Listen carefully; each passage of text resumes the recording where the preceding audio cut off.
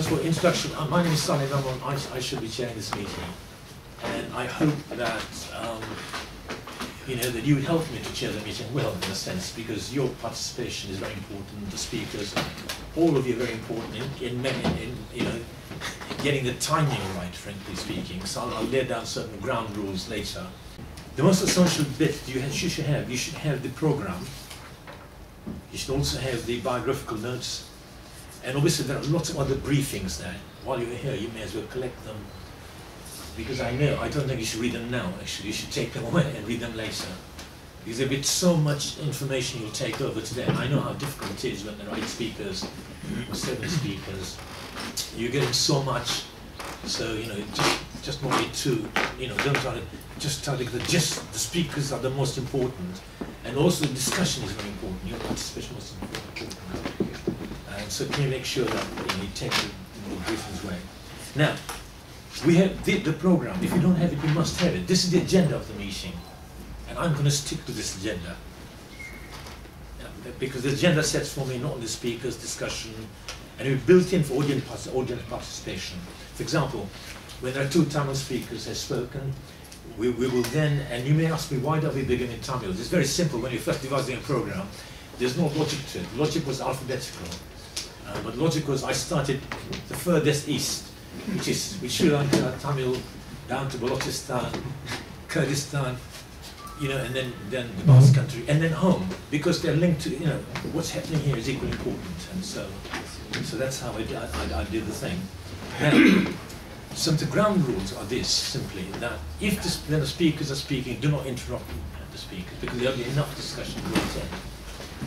And the ground rules for speakers are very, very simple. Speakers will be asked to keep to 10 minutes only. And I know how public speaking is very difficult, in one sense of the word. And when you're speaking, I don't want to say that your time is over. Really speak about the context, all the context here, global, in which we are working in. Because what is here, and what's happening here, is linked to what's happening elsewhere. And so I think I can, you know, Les will start the meeting off, and then we'll have a discussion afterwards. Thank you, Les. Here, before you proceed, can you just advise everyone to switch off their mobile phones? Yes, please. I forgot that. Thank you, Tanara. Please switch your mobile phones off. Yes. Just looking. Switching. Okay. People have a right to defend themselves against an oppressive government. There is no equivalence between a premeditated assault by the regime and self-defense measures of the opposition. Now I'm inviting you to interrupt me. Does that quotation sound familiar? In the last week or 2? It was Hillary Clinton speaking about Syria. And there have been similar comments by leading politicians regarding some other places, such as Libya, but not many places. You might think about why such statements are made by leading politicians about some places, not other. In fact, you might think about why there's no equivalence made between the government violence and the opposition violence in other places, but the other way around. Yeah, no equivalence in the sense that it's the government which is legitimized and the opposition which is delegitimized. Why? Well, the right to self-determination is still recognized in UN conventions, but this right is generally undermined by UN Security Council measures against terrorism. And for the rest of my talk, I won't say so-called terrorism or inverted commas terrorism, because that will be understood from now on. Namely because this term, terrorism, is broadly, vaguely defined in legal statutes, so that it can be selectively applied by Western powers and their allies against any threat to their interests, even simply against verbal dissent. This terrorist label allows the Western allies to legitimize their own state terrorism as merely a defensive counterterrorism. The label also justifies various preemptive measures to suppress and avert any opposition. This anti-terror framework has emerged from international networks, driven especially by the US and the UK governments. Together, these forces drive the current global agenda, suppressing and delegitimizing struggles for national self-determination, especially by labeling them as terrorist. As a central feature, organizations and individuals are banned as terrorist.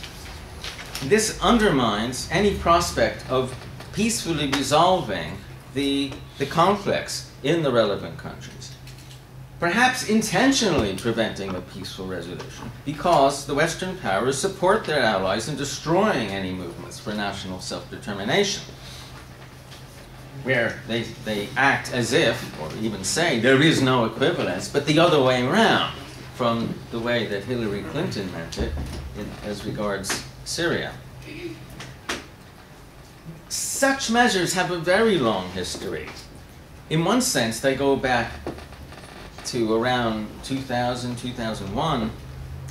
Even before the war on terror was formally declared, the US government had adopted a very broad definition of terrorism. This broad definition was then legislated by the UK in its Terrorism Act 2000, and then a similarly broad definition was incorporated into the EU measures against terrorism in December 2001, a couple months after the September 11 attacks. This label, terrorism, anti-terrorism, triggers special powers which have been implemented alongside mass media scares against migrant populations as threats, labeling groups of people who are arrested as Al-Qaeda cells or as PKK agents and so on. These demonization strategies have long-standing precedents in colonial regimes in their counterinsurgency strategies against self-determination. Explicitly, emergency powers and measures have been commonplace in colonial rule, well known in Malaysia, in Malaya, Kenya, and many other places.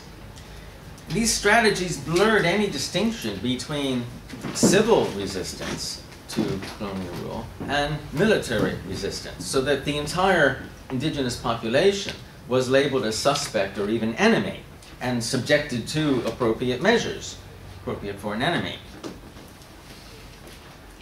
In particular, surveillance and control measures were then extended and transferred back and forth between domestic populations here and colonial populations.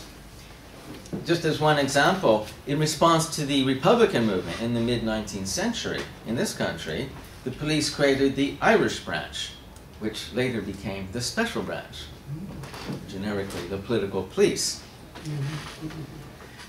Analogous strategies have been tested and transferred back and forth across colonial peoples and the working class and migrant populations here for a century and a half at least.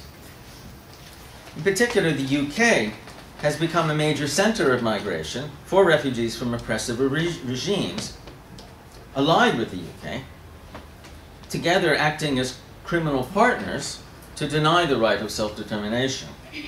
As Sivanandan said in 1970s, "We are here because you were there." And this can now be updated. We are here, meaning migrant populations are still here, still coming in larger numbers, because the UK government is still colluding with their countries of origin, with their oppressive regimes. Now, beyond the colonial methods of counterinsurgency, European democracy has devised more sophisticated ones for democratic legitimation. These measures are officially justified by the stigma of the terror suspect, as in this t-shirt, whereby suspicion alone can trigger special measures beyond the ordinary criminal law. Refugees have been prosecuted here for supposedly aiding banned organizations in their homeland. prosecutions have generally failed to gain convictions against the defendants, yet they still serve a wider political purpose of silencing and marginalizing those migrant populations here. The anti-terror measures include a range of punishments without trial, such as detention, short or long detention, freezing of one's assets, bans on travel, harassment during travel, such as under Schedule 7. And through a range of measures, there's a use of secret evidence, which is now expanding. Secret evidence has been used in a systematic, formal way under the Immigration Act to justify detention of terror suspects. It's also been used, in effect, to justify the bans on terrorist organizations and individuals. Now, there's a proposal to extend it formally to all civil procedures. There's a category, closed material procedures, CMP, which is the focus of the government's consultation paper for future legislation. There's a campaign against this secret evidence launched by the organization Liberty. So everyone should look at their website, join their campaign, ask your MP to vote against any such measures to extend secret evidence. Overall, we can see these strategies of anti-terror measures as a securitization agenda, which turns all political conflicts into security threats, which justify secrecy and punishment without trial. I'll mention just a few examples of how these measures have been used in this country, and then we'll hear more about those kinds of examples during the rest of the afternoon. So all these examples are linked in ways that may not be obvious. So for example, the Kurds, in 2003, the prosecution of campaigners for Kurdish language rights for supposedly raising funds for the PKK. Just last year, raised by the anti-terror unit on the Halkavi Center, confiscating their funds and computers on similar grounds.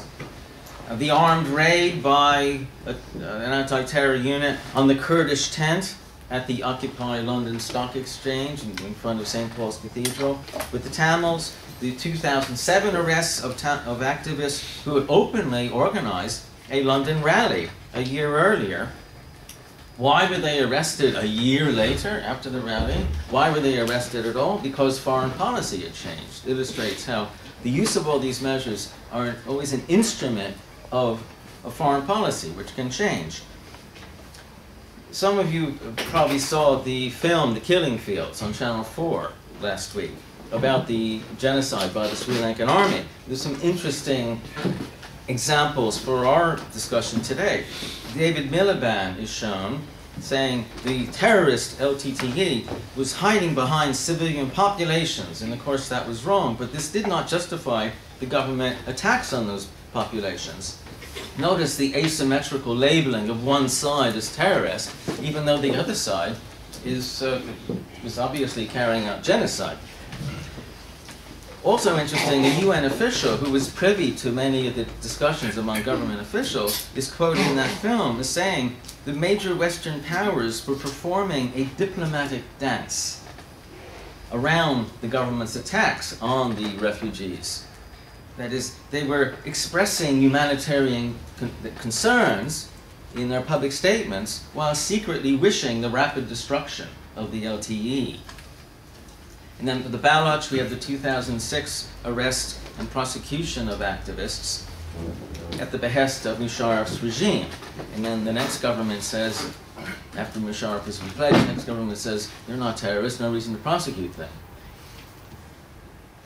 So all these examples, and many more, should be understood as part of an overall strategy for suppressing the struggle for national self-determination. I'll conclude just with a few questions which we can take up in the final session. We need to understand better these state strategies for undermining the right to national self-determination, especially through the transfer and spread of these strategies, and especially through the collusion between the UK government and its foreign allies in the countries from which many refugees have come to this country.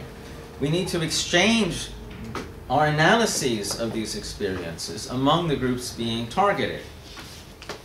And finally, we need to find a common basis for action to generalize the resistance to those strategies. Thank you very much, Les.